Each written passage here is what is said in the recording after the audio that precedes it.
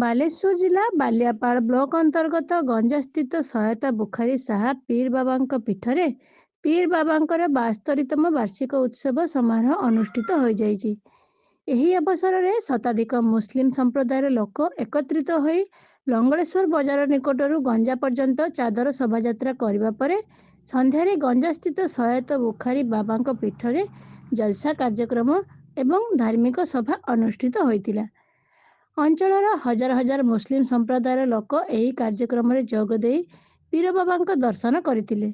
କାର୍ଯ୍ୟକ୍ରମକୁ ଅନୁଷ୍ଠାନର ସଭାପତି ରଜାକ ଶାହ, ରସିଦୁଦ୍ଦିନ ଶାହ, ମଇରୁଦ୍ଦିନ ଶାହ, शेख जलालुद्दीन, इंसुद्दीन शाह, रशीद शाह, रईसुद्दीन शाह, शेख काला, शेख वकील प्रमुख परिचालना करुवा बेले महाराष्ट्र अब्दुल मुस्ताफा नूरी एवं उत्तर प्रदेश अहमद रेजान नूरी जोगदे धार्मिक प्रवचन देते।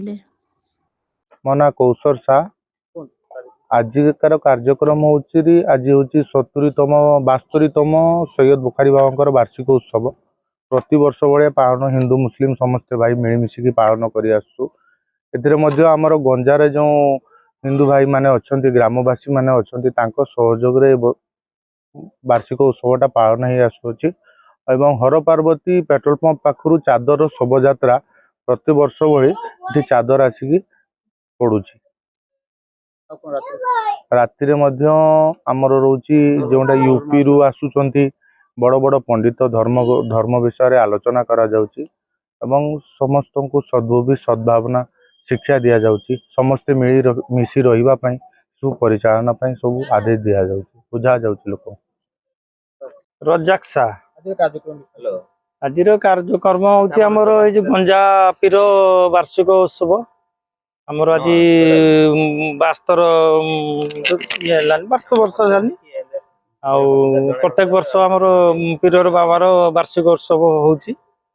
आमर प्रत्येक वर्ष are Basti J her Parvati petrol pump पाखु से चादर शोभायात्रा आसिकी गंजा पीर पाखु चादर पड़ुची।